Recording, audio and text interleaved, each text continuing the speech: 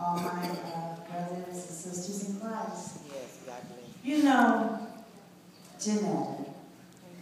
Everybody who knew Janetta, she had a childlike spirit. You know, her mind was fascinating. I spent so much time trying to figure her out. But I do know that she loved God. She had so much faith, you know, and I have to, you know, credit my sister, you know, because those kids were in church more than preachers, so.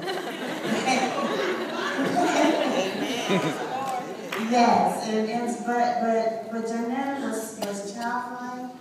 She could tell some stories. I told her she should write a book, you know, because she can use it. She can take it and she can put it on paper, because she can really just talk. She loved talking, you know, and you knew she wasn't feeling well when she wasn't talking. And sometimes I would go see her while she was sick, and she felt obligated to talk. I said, no, Janetta, just lay down, just rest, you know. So, but I had ran across a poem that reminded me of Janetta, because I was looking at a lot of poems. I saw some people wrote poems, but I asked them to print this poem. And it was